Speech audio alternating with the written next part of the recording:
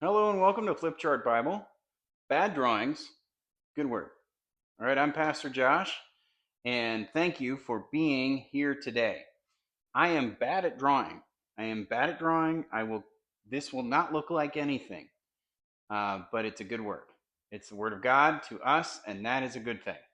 And today I want to talk about one of my favorite Bible stories in all of the world, and that's from John chapter 4, and it's the story of the Samaritan woman.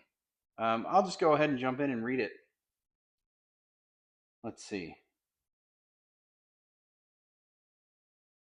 He left Judea and departed again to Galilee, and he had to pass through Samaria. So he came in a town of Samaria called Sychar, near the field that Jacob has given his son Joseph. Jacob's well was there, so Jesus, wearied as he was from his journey, was sitting beside the well. It was about the 6th hour. A woman from Samaria came to draw water. Jesus said to her, "Give me a drink," for his disciples had gone away to buy food. The Samaritan woman said to him, "How is it that you, a Jew, ask me for a drink, a woman of Samaria? For Jews had no dealings with Samaritans." Jesus answered, "If you knew the gift of God and who it is that is saying to you, 'Give me a drink,' you would have asked him, and he would have given you living water." The woman said to him, "Sir, you have nothing to draw a well with, and the well is deep. Where do you get that living water? Are you greater than our father Jacob? He gave us the well and drank from it himself, as did his sons and his livestock."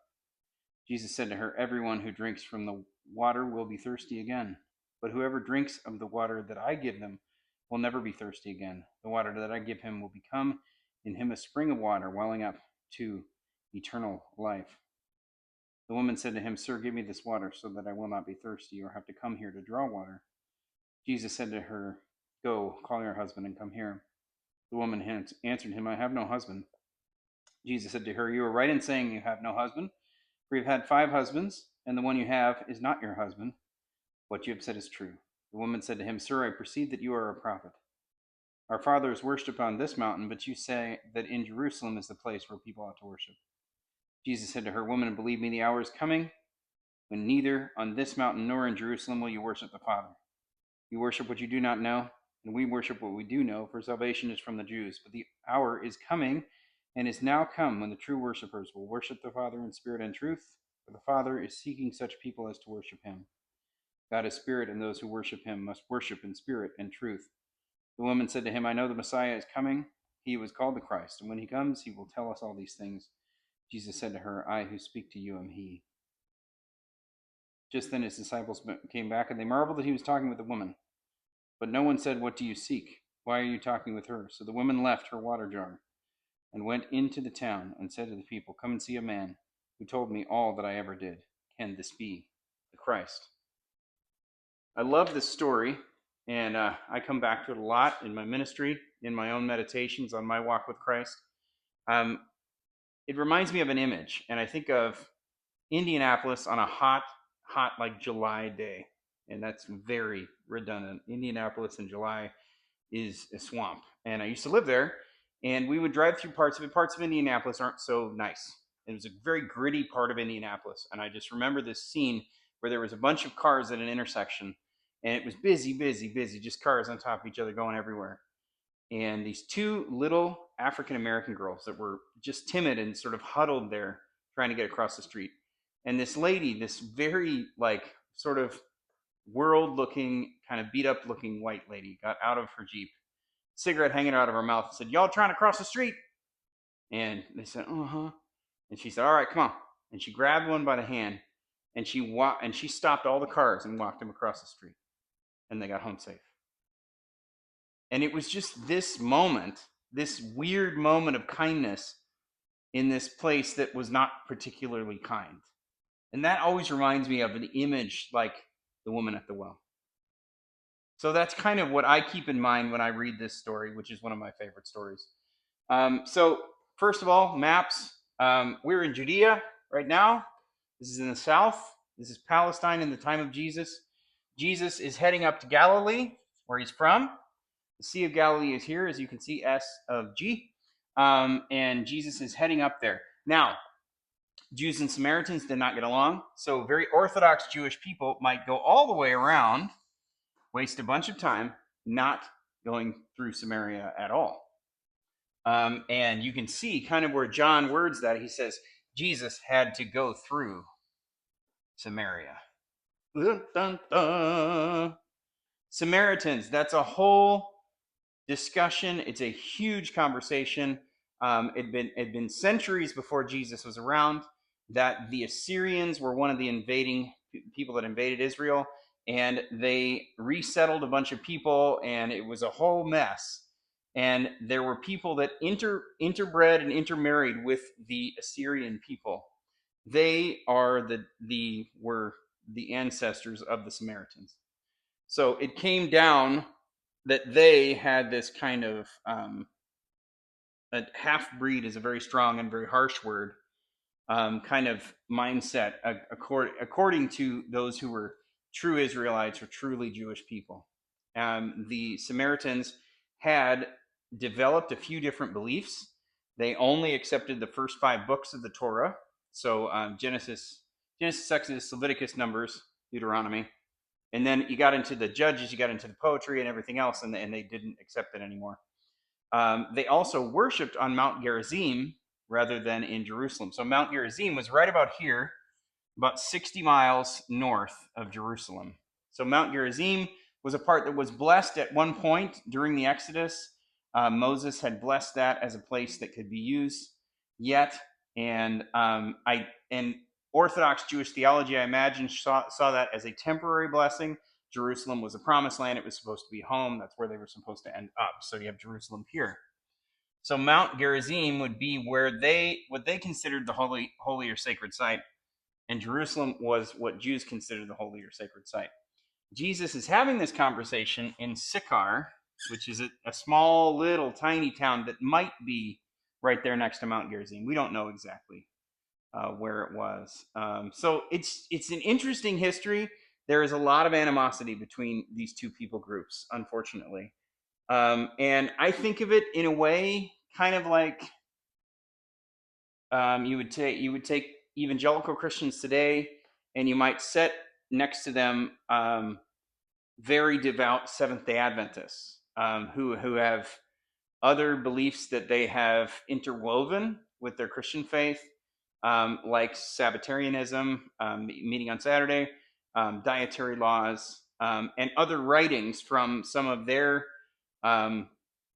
thinkers and seers and philosophers that are not recognized by the mainstream Christian sort of corpus of writings.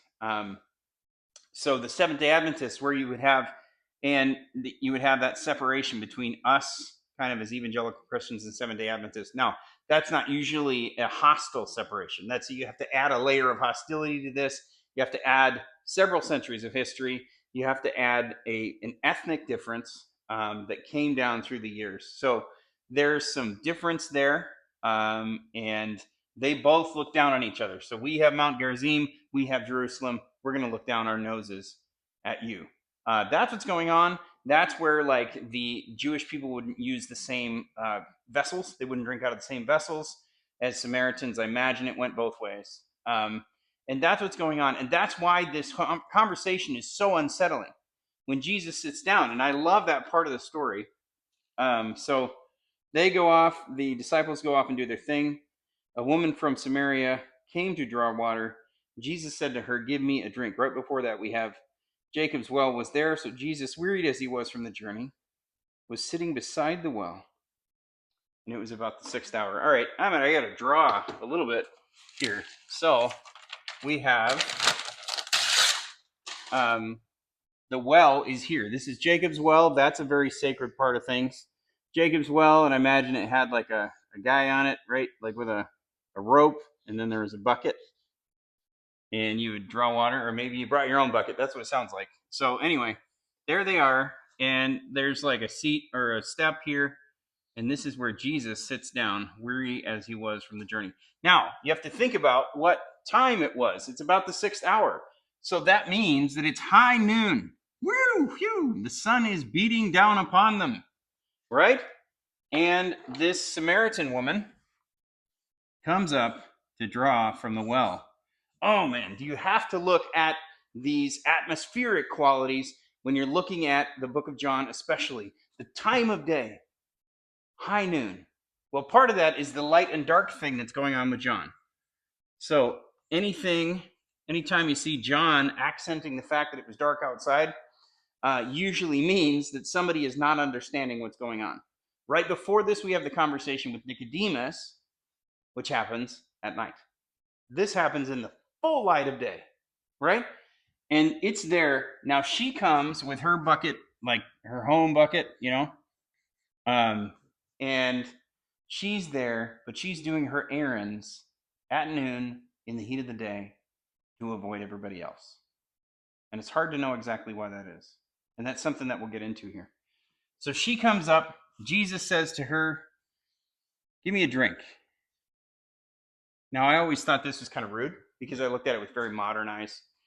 This is the way that people talk to each other in a lot of ways. We don't have all the Greek nuances here.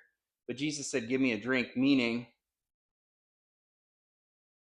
that he was treating this person as any other person. He was treating her as he would treat any other Jewish woman. And that is what surprises her. Like, why are you talking to me at all? We don't talk to each other. We have bad history all the way back here. You are not even supposed to be here in town. And here you are, and you're asking me this. And Jesus acts like he's just like, "Got anything to drink?" Like there's nothing. It's the most pedestrian way of addressing her. And so they go further into the conversation, and we pick up more and more of what's going on here. It says, "Give me a drink." She does a whole thing. "Why in the world are you talking to me?" And he says, "If you knew the gift of the person that's talking to you," he talks about living water. And I hate to blow this one for you, but living water just means flowing water. That's all it means.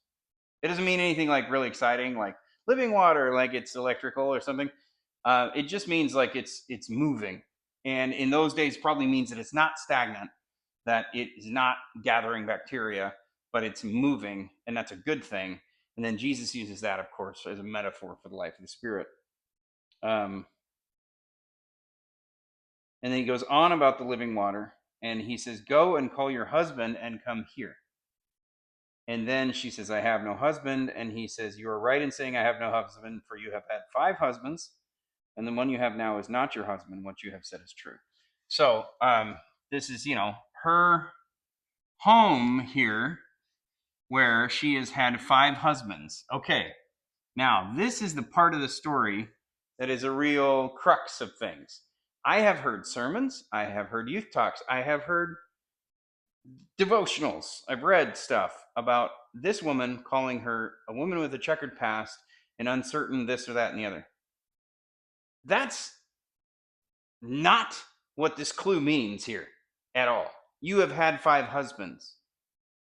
When Jesus says this, his eyes are full of tears. She could not initiate divorce. Women could not initiate divorce. That means she never left any of her husbands. She didn't go out and, she wasn't some world-weary woman with a bunch of tattoos. It was like, I'm going to go find a new man. It wasn't that. It wasn't that at all. It was a fact that she had gone through 5 marriages, and she had either been divorced, meaning pushed out of the house by a man who just didn't want her around anymore, because he could initiate that. She couldn't do anything. She was helpless. She was either that or she had been widowed, or both. If she had been widowed by one brother, she would go, tradition was, and the way the laws worked was that she would go into the care of the next brother, and he would marry her, and she'd go in the care of the next brother, something like that. So what we have here is not promiscuity, not a checkered past. What we have here is tragedy. And it's absolutely painful. And then it says, "And the man you now live with is not your husband." This is not checking up. Again, keep the right tone. "I have no husband." I know, honey. I know you have no husband. You have had 5. They have died. They have left you. They have hurt you. And here you are trying to avoid everybody. And now you live with somebody who is not your husband, which means, all that means is that a brother died, she was inherited to the next brother, and that brother or cousin or male relative could not marry her. Either he was already married, he didn't want to marry her, he didn't want her around, but he had to, by way of the laws and the traditions of the relationships in that culture, he had to take care of her. So she was living as a guest in the house. She was a stranger in her own home. Again, tragedy. That's what's going on. Not promiscuity, not some lady who's just out hunting men. None of that. Tragedy.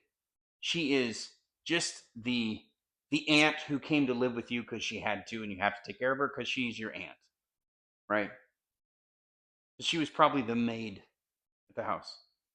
She probably used for all kinds of domestic chores. Who knows? But it was a painful thing, and Jesus' eyes were full of tears when he talked to her. He did not judge her. He did not call her out. She was not trying to hide from him in a sinful way.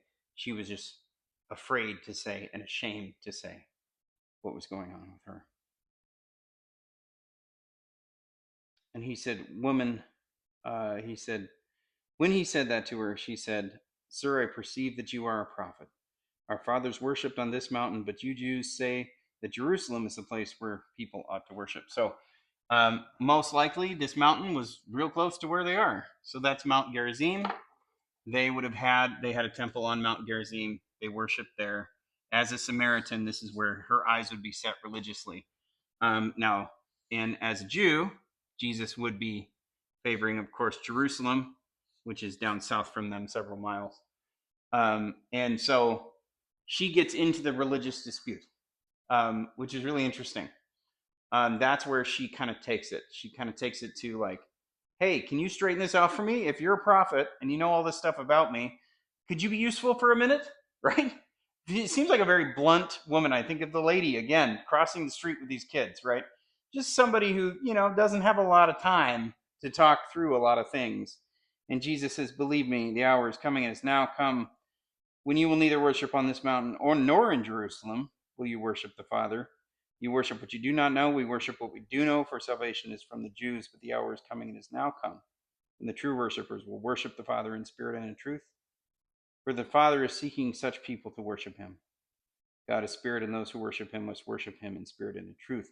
The woman said to him, I know the Messiah is coming. He who is called the Christ, and when he comes, he will tell us all things. Jesus said to her, I who speak to you am he. I am he. I mean, to me, that is the huge message of this whole story here. I am he. And what I love about this is that Jesus is crossing all these cultural barriers, and he's going across, reaching out to somebody right now, very trendy, right? We're reaching out to this group or that people group or that marginalized group, and we're bringing them in. All good instincts, right? Good instincts, good things. And Jesus is doing that. He's talking to Samaritans. He walks through Samaria. He's talking to somebody who's been rejected by several people, who's probably pushed down on the edge of society. And he reaches out to her, and it's amazing that he does this as a culturally comfortable stopping point. Jesus celebrates diversity. Let's all go home. No. What he does all this. He reaches out to this woman, and then he says, I who speak to you am he. He tells her the right theology. He tells her the truth. He doesn't just affirm her in that brokenness. He says, there is a better way. Follow me. I am the better way. And so he transforms her in that conversation. I who speak to you am he. And I love this because in the book of John, this is the first time that Jesus reveals himself to anyone. And he reveals himself to someone who is no one. The conversation right before this is with Nicodemus. And if Jesus wanted to win friends and influence people, he would have spent all that time with Nicodemus. Instead, he is blunt, short, and to the point, and esoteric. He just says this, and this. See you later, Nick. Great. It's been great. And then after this, he has a conversation with a Roman centurion. Again, a great networking connection for Jesus. And he says about 4 words to him, and that's it. But the longest conversation we have in Scripture is this one. And nobody was there except Jesus and somebody nobody trusted or loved. And that is the message of the kingdom. That is I who speak to you am he, and that is the God we serve. Back to you, man. Cheers.